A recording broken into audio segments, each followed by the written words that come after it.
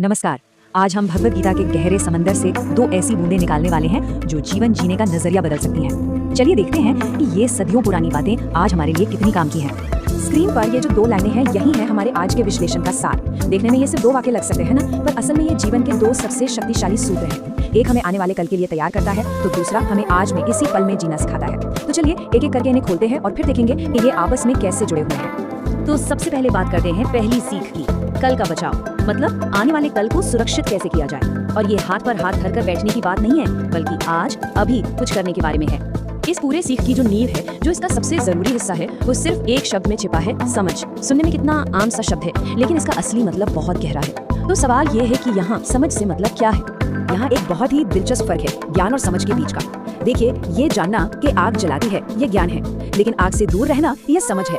तो समझ सिर्फ जानकारी इकट्ठा करना नहीं है, बल्कि वो एक गहरी क्लैरिटी है, एक ऐसी साफ सोच जो हमें सही और गलत के बीच का फर्क महसूस कराती है। अच्छा, तो मान लीजिए कि हमें वो गहरी समझ आ गई, तो फिर क्या? उसका नतीजा क्या होगा? नतीजा है बचाएगा। ये समझ हमारी रक्षा करेगी, हमें बचाएगी। पर किस चीज से? और ये कोई छोटी मोटी सुरक्षा नहीं है, ये हमें बचाती है जल्दबाजी में लिए गए उन फैसलों से जिनका अफसोस हमें बाद में होता है। जब हालात मुश्किल हो और कुछ समझ ना आ रहा हो, तो यही समझ हमें भटकने से रोकती है, भविष्य की फालतू की चिंताओं और उन चीजों पर मेहनत करने से बचाती है जो असल में मायने ही नहीं रखती। तो सीधी सी बात है, आज की समझ कल के लिए हमारा सबसे बड़ा सुरक्षा कवच है। ये सवाल बहुत जरूरी है। चलिए, भविष्य तो सुरक्षित हो गया, लेकिन आज का क्या? इस पल का क्या? हम अभी इसी पल खुश और शांत कैसे महसूस करें? और बस यही सवाल हमें हमारी दूसरी शिक्षा की ओर ले जाता है। तो आप अपना फोकस भविष्य से हटाकर वर्तमान पर लाते हैं। आज का सुख। ये सीख हमें बताती है कि खुशी होती क्या है और उसका असली सोर्स, उसकी असली जड़ कहाँ है। हम सब सुख के पीछे भागते हैं, लेकिन गीता कहती है कि सुख भी दो तरह का होता है। एक है क्षणिक सुख जो बाहरी चीजों से मिलता है, जैसे कोई नई चीज खरीद ली या किसी ने तारीफ कर दी। ये आता है और चला जाता है और अपने पीछे और ज्यादा पाने की भूख छोड़ जाता है। और दूसरी तरफ है सच्चा सुख जो अंदर से आता है। इसे बाहर की चीजों से कोई फर्क नहीं पड़ता, ये टिकाऊ होता है और अपने साथ एक गहरी शांति लेकर आता है। तो फिर ये सच्चा सुख, ये असली वाली खुशी मिलती कहाँ से है? गीता इसका जवाब सिर्फ एक शब्द में देती है, संतोष। ये वो खजाना है जिसे हम बाहर की दुनिया में ढूंढते रहते हैं, जबकि वो हमारे अंदर ही छिपा होता है।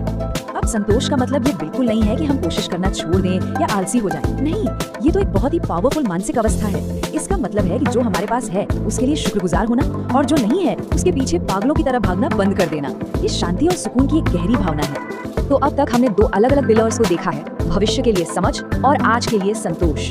पर अब आते हैं सबसे दिलचस्प हिस्से पर कि ये दोनों आपस में जुड़े कैसे हैं। तो ये कनेक्शन काम कैसे करता है? जरा इस सफर को देखिए। सब कुछ शुरू होता है सच्ची समझ से।